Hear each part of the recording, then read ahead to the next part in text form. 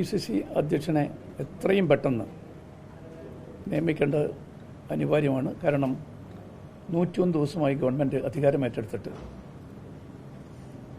ഈ കഴിഞ്ഞ ഏതാണ്ട് 3 മാസക്കാലമായി കേരളത്തിലെ കോൺഗ്രസ് ഏറെക്കുറെ നിശ്ചലമായിട്ടാണ് ഇരിക്കുന്നത്.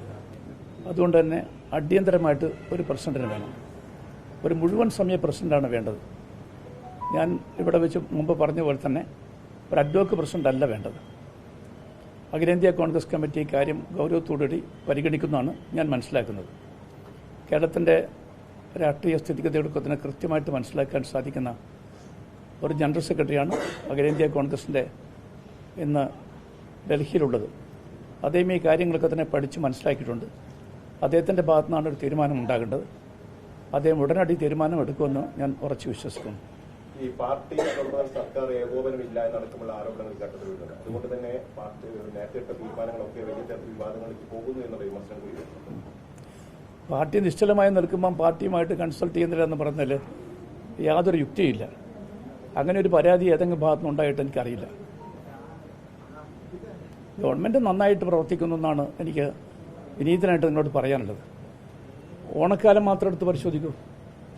കഴിഞ്ഞ എത്ര വർഷക്കാലമായി ഇത്രയും ഒരു സന്തോഷത്തോടു കൂടിയുള്ള ഓണം കടന്നുപോയിട്ട്. ഓണം പൂക്കാലമാണ്, പക്ഷേ ഈ ഓണത്തെ സംബന്ധിച്ചിടത്തോളം അതിലപ്പുറമല്ലേ. അത്രയേറെ സന്തോഷമുള്ള ഒരു ഓണം സമീപകാലത്തൊന്നും തന്നെ കേരളത്തിൽ ഉണ്ടായിട്ടില്ല. അതാണ് സത്യം. പിന്നെ പറഞ്ഞ വാക്കുകൾ പാലിക്കുന്ന സമയബന്ധിതമായിട്ട് കാര്യങ്ങൾ നടപ്പിലാക്കുക എന്ന തരത്തിലാണ് ഗവൺമെൻറ് പോയിക്കൊണ്ടിരിക്കുന്നത്. ആർക്കെങ്കിലും ആ കാര്യത്തിൽ പരാതി ഉണ്ടാകുമെന്ന് തോന്നില്ല. പിന്നെ ദോഷൈക ദൃക്കുകൾ അവർക്ക് എന്തും പറയാം.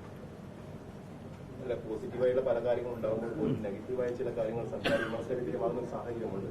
അവിടെയാണ് ഈ പാർട്ടി നിശ്ചലമായി നിൽക്കുമ്പോൾ ഉണ്ടാകുന്ന പ്രതിസന്ധി. അതുകൊണ്ടല്ലേ പറഞ്ഞിരിക്കുന്നത് എത്രയും പെട്ടെന്ന് KPCCക്ക് ഒരു അധ്യക്ഷൻ വേണം. അതേക്കുറിച്ചിട്ട് രണ്ടഭിപ്രായം മാർക്കുകൾ ഉണ്ടെന്ന് എനിക്ക് തോന്നുന്നില്ല. എല്ലാവരും ഏകണ്ഠമായിട്ട് പറയുന്നുണ്ട്. പക്ഷേ താമസിക്കാൻ പാടില്ല. അതിന് നടപടിയെടുക്കേണ്ട ശ്രീ KC വേണുഗോപാലാണ്. അദ്ദേഹമാണ് അഖിലേന്ത്യാ കോൺഗ്രസ് കമ്മിറ്റിയുടെ സംഘടനാ ചുമതലയുടെ ജനറൽ സെക്രട്ടറി. കേരളത്തിൻ്റെ കാര്യങ്ങളെക്കുറിച്ച് ആരെക്കാളും നന്നായിട്ട് ദൈനംദിനമല്ല ഓരോ നിമിഷം നടക്കുന്ന കാര്യങ്ങളെക്കുറിച്ചും കൃത്യമായിട്ട് ബോധ്യം അദ്ദേഹത്തിനുണ്ട്. ഈ പ്രസിഡന്റ് ഇരട്ട പദവി വേണ്ട എന്നുള്ള ചില ആശയങ്ങൾ കൂടി ഹൈക്കമാൻഡിന് മുന്നിലേക്ക് വരുന്നുണ്ട്. അതിനെക്കുറിച്ച് എന്താണ് പറയാനുള്ളത്? കഴിയുന്നിടത്തോളം 1 man 1 പോസ്റ്റ് അതല്ലേ ശരി. ഈ പാർട്ടിയെ സംബന്ധിച്ചിടത്തോളം ധാരാളം അർഹതയുള്ള ആളുകളുണ്ട്. അവർക്ക് അവസരം കൊടുക്കുകയല്ലേ വേണ്ടത്. എത്ര മിടുക്കന്മാരുണ്ട് നമുക്കുള്ള പാർട്ടിയിൽ. കോൺഗ്രസിൻ്റെ സംസ്ഥാന അധ്യക്ഷനായിട്ട് തിരഞ്ഞെടുക്കാൻ പറ്റിയ ആളുകൾ. അത്തരം ആളുകൾ കൊടുക്കുക, അതാണ് വേണ്ടത്. അല്ലാതെ ഒരു പദവി തന്നെ നോക്കൂ, ഔദ്യോഗികമായിട്ട് അവർക്ക് നിർവഹിക്കാൻ സാധിക്കാത്ത അത്തരം ജോലിയുണ്ട്. അത്തരം ആളുകൾക്ക് KPCC അധ്യക്ഷ പദവി കൂടി കൊടുത്താൽ അതൊരു കുട്ടികളെയും മാറും. അതാണ് എൻ്റെ സുചിന്തിതമായ അഭിപ്രായം.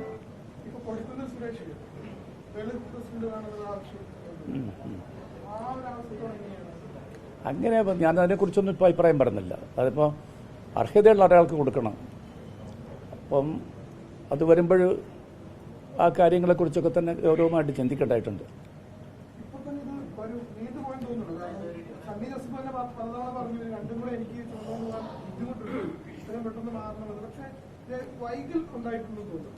സണ്ണി ജോസഫ് നിങ്ങളോട് മാത്രമല്ല എന്നോട് നേരിട്ട് പറഞ്ഞിട്ടുണ്ട്.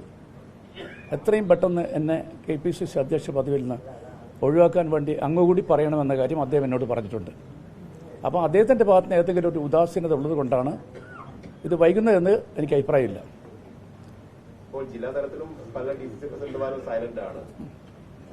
ഞാനതല്ലേ പറഞ്ഞ പാർട്ടി നിശ്ചലമായിരിക്കും എന്ന് പറഞ്ഞാൽ എല്ലാ തലത്തിലും നിശ്ചയമായിരിക്കും എന്നാണ് അർത്ഥം. മറ്റൊരു കാര്യം, ബേപ്പൂരുമായി ബന്ധപ്പെട്ട് UDFന്റെ ശക്തി കേന്ദ്രങ്ങളിൽ പോലും വോട്ട് ചോർന്നു എന്ന് ഇന്നലെ PM നിയാസ് ഒരു ആരോപണമായി ഉണ്ടെങ്കിൽ അത് പരിശോധിക്കണം. ഞാൻ ആർക്കാണ് മറുപടി പറയേണ്ടത്? ഇത്തരം കാര്യങ്ങളെക്കുറിച്ചൊന്നും ഞാൻ മറുപടി പറയില്ല. ആ ഇലക്ഷനെ കുറിച്ചിട്ട് ഞാൻ കൃത്യമായിട്ട് എൻ്റെ അഭിപ്രായം പറയുന്നുണ്ട്. ബേപ്പൂർ ഇലക്ഷൻ അത് ഡിക്ലെയർ ചെയ്യുന്നതിന് മുമ്പ് തന്നെ അവിടെ സ്ഥാനാർത്ഥിയെ പ്രഖ്യാപിച്ചപ്പോൾ തന്നെ ഞാൻ നിങ്ങളുടെ അഭിപ്രായം പറഞ്ഞിട്ടുണ്ട്. അതിലപ്പുറം ഒരു അഭിപ്രായമില്ല.